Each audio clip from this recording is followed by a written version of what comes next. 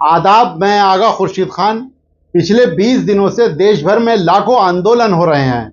इसके चलते एनटीए द्वारा आयोजित नीट यूजीसी में बड़े पैमाने पर धांधली और अनियमितता की आशंकाएं जताई जा रही हैं। भारत के सभी मेडिकल कॉलेजों में दाखिले के लिए हर साल नीट यूजीसी परीक्षा आयोजित की जाती है। 2019 में एनटीए के गठबंधन से पहले यह परीक्षा सीबीएसई द्वारा एआईपीएमटी के नाम से आयोजित की जाती थी। पूरे देश में एक समान परीक्षा आयोजित करने और छात्रों को अलग अलग परीक्षाओं के लिए आवेदन ना करना पड़े, इसके लिए भारत सरकार ने 2017 में एनटीए का गठन किया, जिसने 2019 की परीक्षाओं में काम करना शुरू कर दिया। सरकारी मेडिकल कॉलेजों में प्रवेश शुल्क लगभग 1 लाख रुपए है, जबकि निजी मेडिकल कॉलेजों में यह प्रवेश शुल्क लगभग 25 से 50 लाख रुपए है। इसलिए मध्यम वर्ग के परिवार सरकारी मेडिकल कॉलेजों में एनटीए द्वारा आयोजित नीट यूजीसी से सीधे अध्ययन कर सकते हैं और सरकारी मेडिकल कॉलेजों में प्रवेश ले सकते हैं। इस वर्ष ये परीक्षा 5 मई 2024 को आयोजित की गई थी, जिसमें 23,81,000 छात्र उपस्थित हुए थे। यह भारत की सबसे बड़ी प्रवेश परीक्षा है। परीक्षा 5 मई 2024 को आयोजित की गई थी और उसी दिन पटना से पेपर लीक होने की खबर आई। इस परीक्षा का परिणाम 14 जून 2024 को घोषित होना था, लेकिन इसे 4 जून 2024 को घोषित किया गया। यह महज संयोग नहीं है कि 4 जून को ही भारत लोकसभा चुनाव के परिणाम घोषित होने थे और उसी दिन परिणाम घोषित किए गए। पूरे मीडिया का ध्यान चुनाव पर केंद्रित होना स्वाभाविक था। शायद ऐसा इसलिए किया गया था ताकि उस दिन परिणाम घोषित होने से जो गड़बड़ हो उस पर कोई ध्यान ना दे।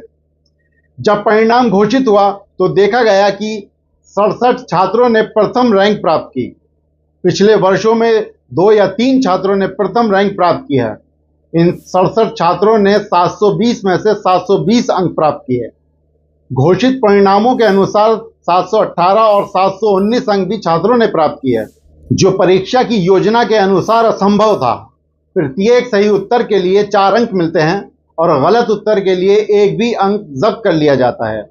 यदि कोई व्यक्ति सभी 180 प्रश्नों के सही उत्तर देता है तो उसे 720 अंक मिलते हैं और यदि उनमें से 1 भी गलत है तो उसे 715 अंक मिलेंगे। यदि कोई व्यक्ति 1 भी प्रश्न का गलत उत्तर देता है तो उसे 716 अंक मिलते हैं। किसी भी स्थिति में 718 और 719 उपलब्ध नहीं थे।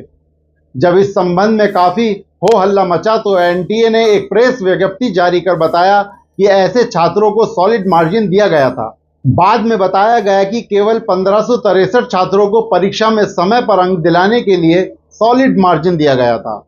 इसके बाद विपक्षी दलों एवं छात्रों ने प्रदर्शन शुरू किया तो धीरे धीरे परतें खुलने लगीं। गुजरात में एक परीक्षा संस्थान था जिसमें से 30 छात्र बैठे थे। यहां से परीक्षा देने वाले छात्र झारखंड, कर्नाटक, उड़ीसा आदि से थे। इन छात्रों से एजेंटों ने 10-10 लाख रुपए वसूले और अधिक उत्तर दिलाने का वादा किया था। यहां परीक्षा सीसीटीवी की देखरेख में हुई, लेकिन परीक्षा के बाद शिक्षकों की मदद से यह किया जाना था कि सभी ओएमआर शीट अलग से ली जाएं और पढ़ने से पहले उनमें सभी सही उत्तर भरे जाएं।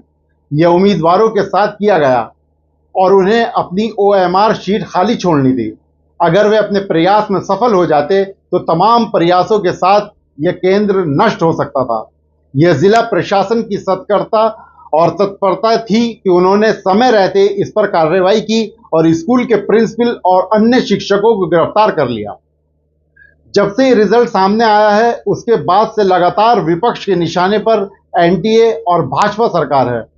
कभी लिफ्ट संगठनों द्वारा तो कभी कांग्रेस पार्टी के संगठनों द्वारा प्रदर्शन करके सरकार को घेरने की कोशिश की जा रही है।